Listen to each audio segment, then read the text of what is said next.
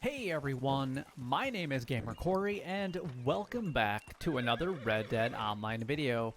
Now in today's video we are going to be going over the three things that we go over here on the channel each and every single day, and that is showing you guys exactly where you guys can go ahead and find Madame Nazar for today. The next one being all of the different collection sets and their cycles that are available to sell through Madame Nazar and the collector role. And then last but not least, we're going to go over all of the daily challenges in extensive detail so that you guys can actually make as much gold here in Red Dead Online as possible.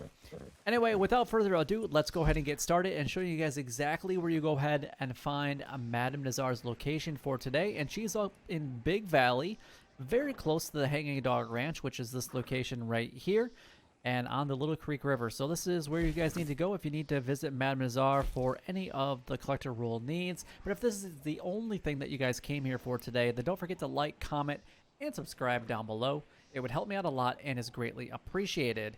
And also don't forget to give a thumbs up, because a thumbs up does mean that it helped you out, and honestly it supports the channel as well, and it could actually help other people as well. Alright, so let's go ahead and move on to the next thing. But before we actually do that, I just want to let you guys know that I do live stream every Monday, Wednesdays, and Fridays, and it is a variety of games. I am going to be streaming on other days as well, so if you guys want to make sure that you guys get notified or want to have that schedule, then make sure that you guys are subscribed to the channel with all bell notifications turned on so that you guys can participate in the live streams. It's a great place where you can interact, ask questions about any of the games that we're playing, and things like that, or just have a conversation and be a part of a great community. But anyway, let's go ahead and move on to the next thing, and that's going to be all the different collection sets and their cycles. Now, personally, I like to go after the coins or the lost jewelry myself, just because you do make the most amount of money in the shortest amount of time possible. You make $540 in about an hour worth of time. There's 4 sets with the lost jewelry, and only obviously 1 with the coins, but it's going to take about 2 to 2.5 hours with lost jewelry and an hour with the coins. Now you do need the field shovel and also the metal detector in order to collect both of these. So let's go ahead and go over what cycles these are for today. The coins are going to be a part of cycle number 3, and then we have the lost jewelry, which is going to be a part of cycle number 1 for today. Now the next 4 different cycles that are sets that I'm actually going to go over, you don't even have to be a collector at all in order to collect them, but you can only carry 10 of the entire set, so you're gonna have to become a collector role to be able to sell them and actually make some money with it though. But if you're a lower rank, just don't have enough money and don't have the field shovel or the metal detector, then these 4 sets are going to be for you guys. So we have the American Wildflowers, which is going to be a part of cycle number 1. We have the tarot cards, which are going to be a part of cycle number 4. We have the antique alcohol bottles, which is going to be a part of cycle number 2. And then the bird eggs are going to be a part of cycle number 5. So a little bit of a variety going on there. But if you guys are interested, just go to my channel, type in like coins cycle number 3, and you're gonna get exactly what you need and the locations of exactly where you need to go, and then just make a profit by selling to Madame Nazar. Easy peasy when it comes to that. But anyway, that's pretty much all the different cycles. We got a couple more that we had to go over. We have the bird eggs, the arrowheads, which is going to be a part of cycle number 1, and the family heirlooms are also going to be a part of cycle number 1 as well. And those 2 sets, you do have to be a collector in order to collect those. They're kind of like that medium stepping ground. So it's right before you get to the coins and the lost jewelry, but a little bit lower and a little bit higher than like the tarot cards and things like that. Alright, so let's go ahead and move on to the next thing on our list, and that is to go over all of the daily challenges in extensive detail. Now, honestly, doing the daily challenges is the best way of earning gold here in Red Dead Online. You would have to play hours upon hours to get 11 gold bars every single day if you were to play showdowns for a really, really long time. For every gold bar, roughly, that you can earn in Red Dead Online, depending on how difficult it is, it would still take you about 50 minutes to complete that per gold bar by playing a showdown. So it would take you roughly 10 hours to complete 11 gold bars worth of profit from doing the showdown. So, but there are a lot of times where you can get easily 5 gold bars in less than an hour worth of time, and there's no other activity you guys can do here in Red Dead Online that will net you as much gold per hour on average than doing the daily challenges. So there are a couple different requirements in order to basically get 11 gold bars. Number one, you do have to have a daily streak of at least 21 days in a row. And then you have to complete a daily challenge every single day going forward to maintain that streak. And you only have to do one, which is easy peasy.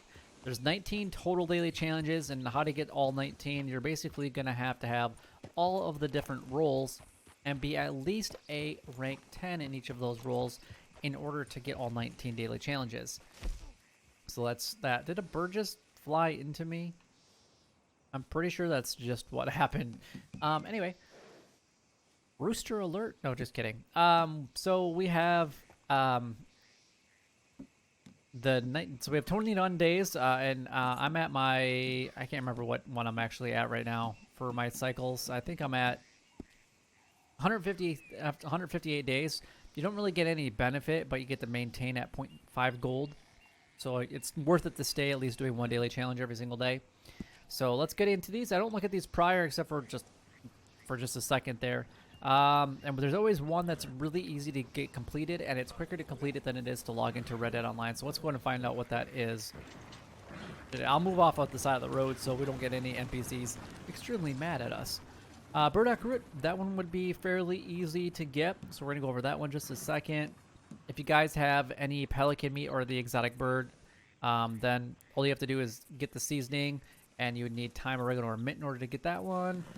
Long-nosed gar would be really easy, and visiting logger. Okay, so visiting logger is going to be the probably the easiest one. You can fast travel there. You can ride there from wherever you're at on the map.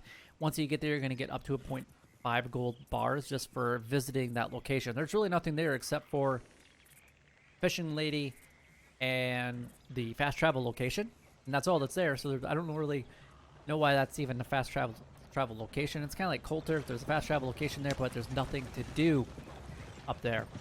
So there's that one. So long-nosed gar. I'm going to give you guys a really good location to catch this. You will need the special lake lure or special river lure. Either one would actually work for this. But pretty much along these islands right here is this marshy area is a really good spot to catch long-nosed gar. Or if you're going up to Lagra anyway, and you come into this area, you can actually find long-nosed gar in here, and the same with channel catfish. So if you're using the special lake lure, you might catch a channel catfish in this area, but it's really, really simple to actually go ahead and find one up here as well. So if you want to try up there first, you definitely can. Otherwise, just head a little bit south and go down towards Saint Denis, and you're going to be able to find a ton of long-nosed gar in this area right here. All right, now I was mentioning earlier, as far as the cooking of the season exotic bird, most people have exotic bird meat on them, or you always should. But if you don't, and you need to go ahead and find a pelican, I'm going to give you guys a couple different quick locations. Number one is dubbed as Pelican Island, which is down here south of Blackwater. This location right here next to Quaker's Cove usually has 2 or 3 pelicans during the day. Don't go there at night. They're not usually there. Otherwise, you can actually find a couple that are chilling like on the docks around Quaker's Cove. You can also find a couple pelicans along the coast over by Braithwaite Manor, just a little bit south of where I currently am located. And you can also find a couple in the Blue Water Marsh area in this like general location. And you might see them flying around as well. But again, all of these are going to be mostly found during the day. Now this one that I mentioned up in Blue Water Marsh, I actually haven't seen this pelican there in quite some time. I usually do find them on Pelican Island, which is the first one, or along the shore at Braithwaite Manor. And then you just need to go to any one of the campfires with 3 herbs, thyme, oregano, or mint, and then just go ahead and cook it. And you just have to cook one. It's really, really simple. And I recommend that if you can find yourself a couple of pelicans, especially if you go down to Pelican Island, save that exotic bird game meat by breaking it down after you pluck it. Well, after you pluck it, you'll get the exotic bird game meat, and then just saving it for the next time, and then just keep adding to it so that you have some more for the next time it actually comes up. All right, so the next one we have on the list that was pretty easy is Burdock Root. One of my more go-to locations for this. If you guys have a better location, then please let me know and leave a comment down below. But along the Dakota River in like this general area right here, on both sides. It's on both sides, and you can find it pretty easy. It's a little purple flower. It kind of reminds me of like the violet snowdrop in a way. But you can actually find them in this general location, really close to Limpany, which is that burnt down village. just off of Horseshoe Overlook, which is right here. All right, so that one's a good. And then I saw that we had to finish a showdown in Takeover Series. If you're not really big into PvP, you don't really need to like PvP. You just have to finish the showdown in Takeover Series, and you're gonna get gold from participating in the PvP. So you can get 0.16 gold for participating, and then you could get another up to half a gold bar. So you could actually walk away with 0.66 gold bars just for finishing a series without really even doing much in that showdown. So that's pretty amazing. We have to have loon skin. Loons, yeah. There's a couple different locations. You might be able to find them every once in a while. Up in Heartland Overflow, you can find some in Blue Water Marsh area. My favorite go-to location is actually on this island. Now, I had mentioned that there's seagulls out here, but you'll also find common loons and yellow loons and all kinds of loons out there. So just kind of roam around this main big island, and you'll be able to find it pretty easy. And again, you have to do that when during the day. It's better to do it during the day. It's not like you can't find them. It's just a little bit easier to find it during the day. And then the last but not least, we have multiplayer kills in 5 seconds. So you're going to want to get 2 other people inside of your posse in order to do this one. And then have 2 people stand next to each other and then just toss a dynamite between the 2 or whatever you want. And then just making sure that you get that multiple kill within 5 seconds during a posse versus. So you have to do some infighting in order to get that completed. But it will require a total of 3 people, so you and 2 others. All right, so let's move on to the daily rule challenges. Now, these are going to be a little bit different for everybody depending on what rank you are in your respective role. So if they're not quite the same, don't worry. But if you guys have any questions on them, then please leave a comment down below so that I can do my best to help you guys out, because I can't answer any questions if you don't ask them. So feel free to ask. Somebody will help you out, or I definitely will as well. All right, so we have to complete a special moonshine recipe at your moonshine shack. If you already have a moonshine going, you're not going to be able to actually complete it. You're going to have to wait until the next one has that ability to be started. And then you're going to want to start it. That consists of the Caribbean rum, Creek plum, or the Argarita flower. And as soon as you start it, you're going to get that one finished. You have to have $200 of money made from selling moonshine. So if you already have a batch being made, you can't even do that top one.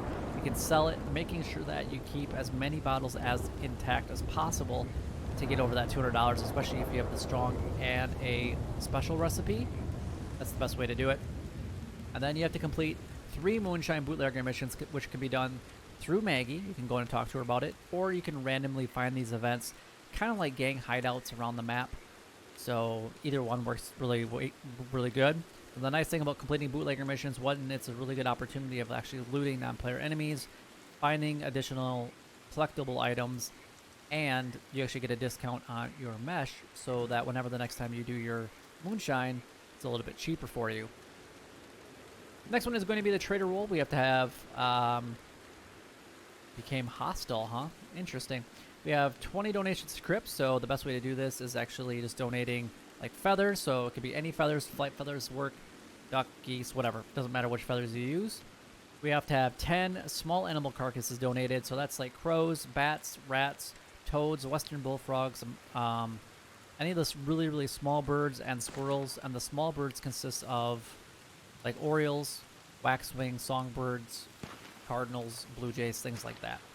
Large animal carcasses are going to be typically anything on the back of the horse. So we're looking at like deer, pronghorn, cougar, panther, and it's got to be the entire carcass. So like bears and alligators don't count because you're going to be skinning them. But technically it should work with foxes and coyotes, but it hasn't lately. I don't know why. It's anything that goes on the back of the horse technically should count, quote unquote, as a large animal carcass. Hopefully they get that fixed and resolved at some point in time. The next one is going to be the collector role. We have to find 2 collectibles with a metal detector. Coins are the best way to do it. 3 collector maps used. Now, collector maps are actually cheaper. You have this last day that we can actually buy them for a cheaper, and they're actually relatively cheap. So just go ahead and get those done.